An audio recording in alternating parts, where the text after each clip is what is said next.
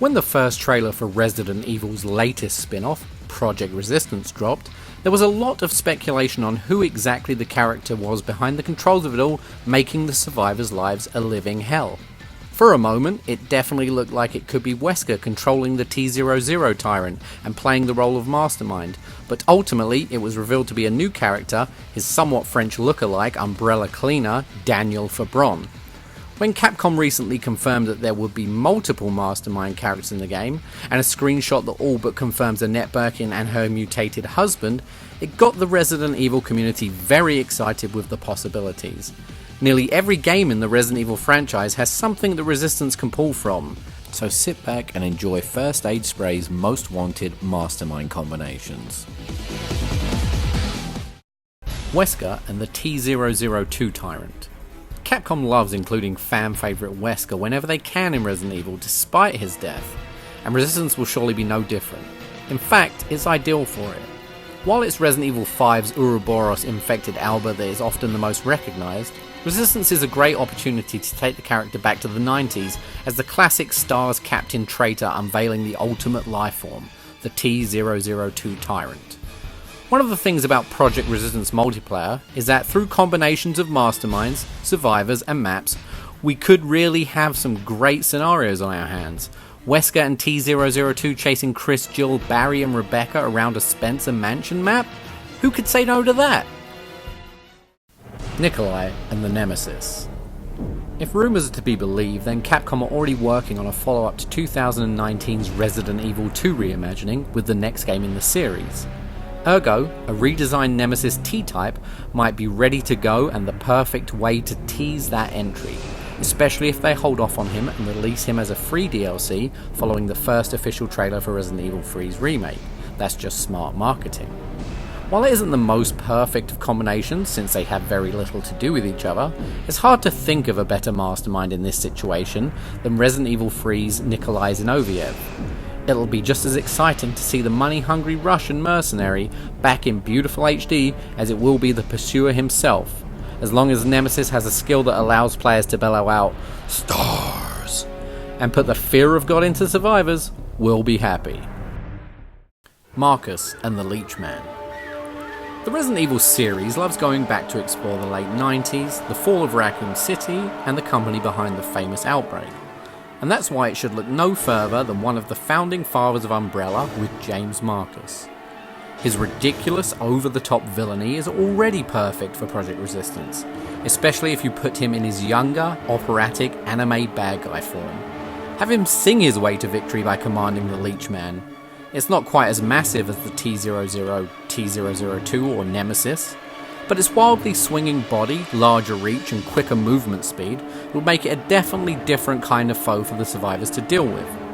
Moreover, we already know that Mr. X has brought his weakness to flashbangs over with him, so you can balance the Leech Man by retaining his Achilles heel, the Molotov cocktail. And Capcom, make sure you bring back the crazy flute music to boot. Ramon Salazar and the Verdugo. What we have thus far in Project Resistance, both fact and our own speculative desires, is a lot of 90s Raccoon City throwback, but there's definitely other places the franchise can pull from, and there's a wealth of nostalgia to be had when it comes to bringing Resident Evil 4 into the game. After considering the options, it feels as though Salazar would fit the mold as Mastermind the best, based on his, shall we say, eccentric personality, and it would hardly feel out of place to hear him cracking the kind of stupid lines we already hear in Project Resistance. Naturally, Salazar is flanked by Verdugo bodyguards in Resident Evil 4, and seeing this creature stalking through Raccoon City would be incredibly strange, but a terrifying sight to behold. As one of the most iconic designs from the time in the series, and one of the toughest enemies Leon faces in Europe, it more than fits the bill. Resistance could really be a good platform to represent the entire history of the franchise, so Capcom should take this opportunity to do so. Runner-up, by the way? Dr. Salvador, of course. Evelyn and Jack Baker. Resident Evil 7 still feels fairly separate from the rest of the Resident Evil franchise, partly because it's still the most recent episode in the timeline. Project Resistance developers really shouldn't be shy about playing as loose as they can with the canon. especially as the multiplayer portion of the game really doesn't need any rhyme or reason behind some of the survivors and mastermind designs. Resident Evil 7's Evelyn is perfect for the role with her ability to infect the minds of her victims, and Jack Baker, the superstar of Resident Evil 7's villains, is ready to go, literally. Just reuse his models that were already built for the Resident Evil engine. Modern fans will relish seeing Baker back, swinging his shovel, letting out jabs in that familiar southern drawl, and he would stand out amongst all of the variations of the Tyrant. It would also be great to see Resident Evil 7's designs woven into the Resident Evil mythos a little more, and the relative newcomers Evelyn and Jack would be a refreshing change of pace from all the nostalgia. MUELLER and THANATOS. You could easily argue that Project Resistance is Resident Evil Outbreak for the modern generation. A team of 4 survivors racing against the clock, cooperating to all survive in their collectively dire situation. Ideally, we'll see many of Outbreak's classic characters as future survivors in Resistance. And this seems genuinely plausible. But something that could be very exciting would be the return of Greg Mueller as a mastermind, bringing his obsession, the Thanatos Tyrant, with him.